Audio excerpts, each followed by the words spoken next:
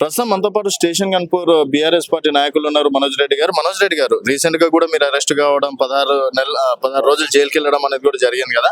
అంటే ఇప్పటి నుంచే రాజకీయ కక్ష సాధింపు చర్యలు మొదలయ్యాయని చెప్పేసి చెప్పుకోవచ్చా? ఇప్పటి నుంచే కాదండి, కక్ష సాధింపు చర్యలు అన్నది కడియం శ్రీహరి గారు కుట్రలు కుతంత్రాలకు కక్షలకు కేర్ ఆఫ్ అడ్రస్ గా గత 30-40 సంవత్సరాల నుంచే తను చేస్తున్నారు. ఎంతో మంది తన ప్రత్యర్థులను జైల్లో 40 రోజులు జైల్లో పెట్టిన వాళ్ళు ఉన్నారు. తన ప్రత్యర్థులు స్టేషన్లో వేసి కొట్టించిన వాళ్ళు చాలా మంది ఉన్నారు. ఎంతో పెద్ద పెద్ద నాయకులను బీఆర్ఎస్ పార్టీ స్థాపికులు మా గన్పూర్ కాన్స్టిట్యున్సీలో వాళ్ళను పోలీస్ స్టేషన్లో వేసి 3-4 రోజులు కొట్టించిన బాపతి కడియం శ్రీహరి గారిది. ఇలాంటి ఎన్నో చర్యలు వారు చేస్తారని చెప్పి మేము మొదటి నుంచి చెప్పుకుంటూ పోతూనే ఉన్నాం.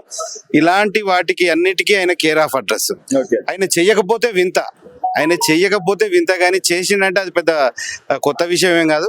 15 రోజులు కేసు తర్వాత కేసు పెట్టి ఒక 3 కేసులు నా మీద నమోదు చేయించి మా కేఎంఆర్ ఛానల్ మీద అంటే ప్రశ్నించే గొంతును అంచివేయాలన్న ఆలోచన, ఇది ఒక నిరంకుశ పరిపాలన అంటారు చూసిందా, ఆ విధంగా అన్నట్టు. కడియం శ్రీహరి గారు మొన్నటి వరకు మీతోటే కలిసి ఉండే కదా, అప్పుడే మీ పైన కూడా పగ పెంచుకున్నారు. ఇప్పుడు మాకు కాంగ్రెస్ వాళ్ళ మీద మాకేం కోపం లేదు. ఈయన మా దాంట్లో నుంచి మా ఓట్ల నుంచి గెలిచి ఇక్కడ ఉన్న ప్రతి ఒక్క కార్యకర్త రక్తం బొట్టు తన గెలుపు కోసం ధారపోసి మా బీఆర్ఎస్ పార్టీ జెండా బీఆర్ఎస్ పార్టీ స్టేషన్ గన్పూర్ అడ్డా బీఆర్ఎస్ గడ్డ స్టేషన్ గన్పూర్ కాన్స్టిట్యున్సీలో బీఆర్ఎస్ కండువా తీసి ఇప్పుడు గెలవని చెప్పండి.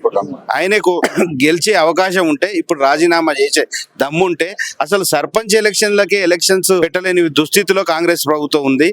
ఈయన రాజీనామా చేస్తే ఎక్కడ ప్రజలు తరిమి కొడతారు, ఉరికించుకొని కొట్టే పరిస్థితి ప్రతి ఒక్క గ్రామంలో రైతే మీరు చూడొచ్చు.